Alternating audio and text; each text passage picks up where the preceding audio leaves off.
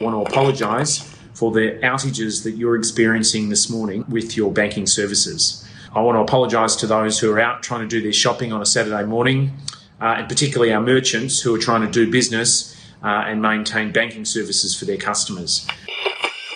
Look, at 11:30 this morning, tried to purchase some Christmas goods up at the supermarket up here in Kilmore, and all of a sudden all the online gift card system network seems to have crashed. So tried to pay with a gift card, just the value of $150, and that didn't go through. Hi, I'm Simon Sharwood, Editorial Director of ITNews.com.au. You've just heard an actual apology posted to social media by a major bank after they had an outage. And after that, we heard somebody complaining about an outage in gift card systems just before Christmas 2018.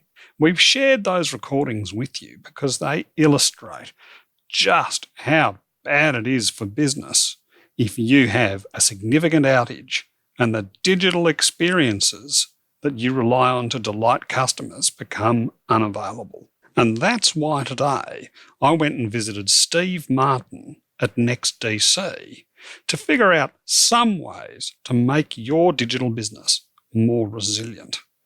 Steve, welcome to the show. Thank you, Simon. Now, Steve, tell me, what can organisations do to improve the resilience of their critical infrastructure?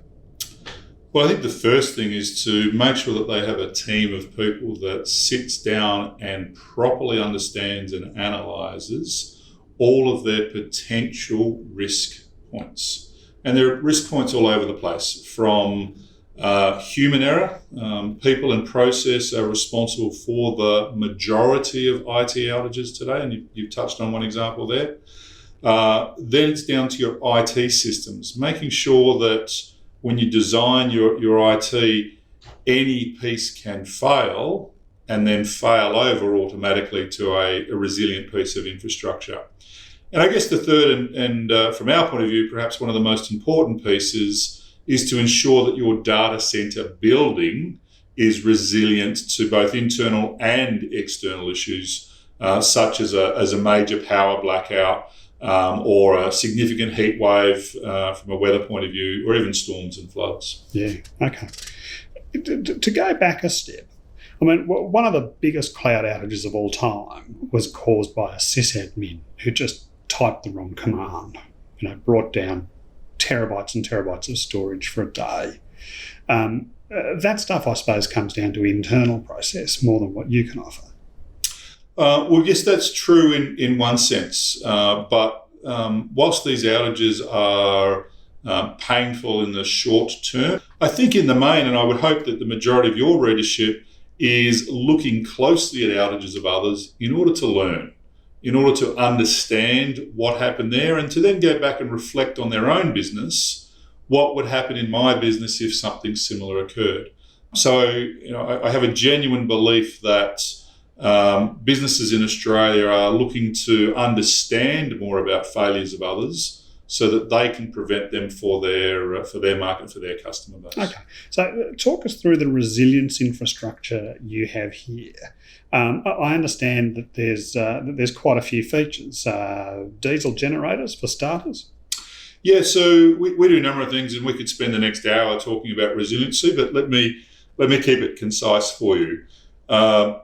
Managing power and ensuring that everything that is inside of our building is powered 100% of the time is our brand guarantee. And so the way that we do that, we have multiple feeds that come in from the mains power supplier.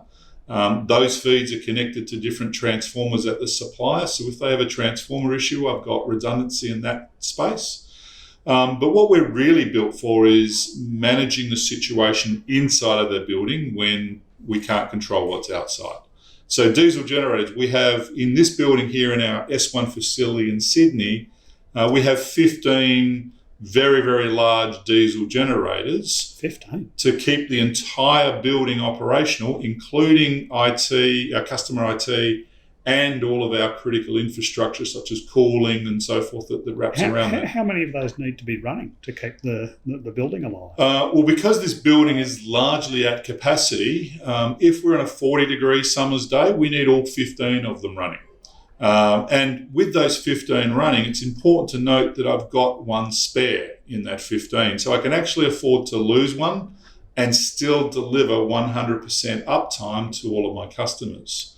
But in a cold, wintry night, I don't need the 15 because I don't need to generate as much power. So the technology that we have automatically balances for that.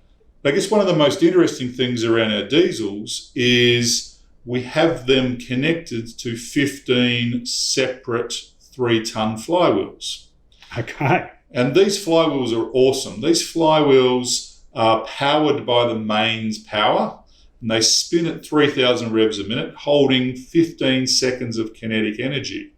And so if there's a mains power outage, these flywheels are still spinning and they're still powering our data center. And so that gives you a buffer before the diesels kick in. Correct. Our diesels take approximately 5 seconds to kick in and be up to speed.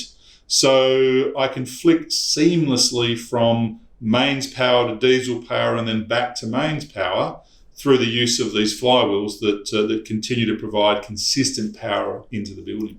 Now my guess is, or my understanding is, if there's a problem with a customer's hardware, if there's a problem with a customer's software, that's not your responsibility. But that for you, resilience is all about the environment. Yeah, so you are correct in that the IT systems that sit inside of a computer rack inside of our building are the responsibility of the customer and or the IT partner that customer has trusted to do work on their behalf. And we see all of the time, whether customers or our partners are building IC systems that are as resilient as possible. So there is redundancy. For example, most businesses take carrier service connections to multiple carriers so that if one carrier has a problem, they can flick over automatically to the other carrier. We take that a step further. They can connect to each of their carriers from 2 separate points in the building. Oh, wow. So if somebody accidentally digs up a cable trench on the street for one carrier, that same carrier has got another pathway into the building with a cable that hasn't been dug up. So an important part of business resilience is a business continuity plan, is a recovery plan. What part do you play as businesses develop those plans? Yeah, so we play a very core part in ensuring that the building side of that resilience, the power, the cooling, the connectivity is always going to be there and always going to be available. The IT systems, as I said earlier, do sit with the responsibility of customers. But again, we see best practice across a lot of organisations that are building resiliency inside of their racks, inside of this building. And then for the ones that have running mission critical workloads, they're also running disaster recovery sites in secondary locations. And we have some great experience from some of our cloud customers who, one of our cloud customers runs multiple data centres in Sydney, another runs data centres across the country, and provide resilience between those locations should something go wrong with one building. Yeah. So if I'm a business and I'm cooking up my DR plan, I'm cooking up my resilience plan, the message I'm getting is that a certain set of guarantees, a certain set of SLAs around the environment that they put their infrastructure in, but they still need to plan for the unexpected. Yeah, there are many things that still sit within the responsibility of the customer. One is the hardware deployment that we've talked about, and obviously the software deployment on top of that hardware and making sure that they've got the appropriate levels of checks and balances and controls, people not typing in the wrong things into keyboards being one of the biggest risks. But taking that a step further, you also need to think about your digital security as another form of resilience. And that's partly the responsibility of the customer.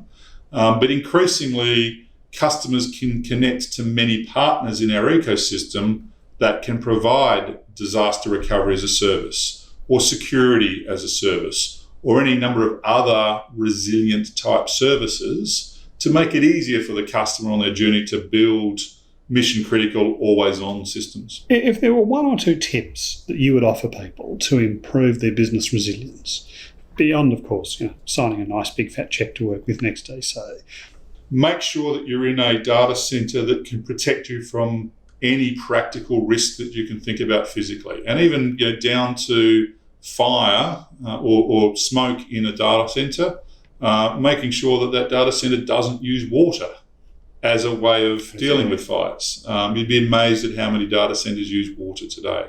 Making sure you've got your IT systems properly resilient, properly redundant.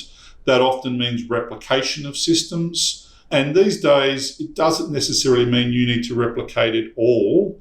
You can build your infrastructure and replicate it in a cloud. Making sure you go through and properly understand the risk profile for your business and placing the right investments to ensure that you've got the coverage that your CEO, that your board, that your customers are comfortable with. Great. Okay, Steve, thank you very much for those insights into resilience. Pleasure. That was NEXTDC's Steve Martin. And this is me, Simon Sharwood, signing off from this episode of Under the Hood. We'll be back in a couple of weeks to talk security.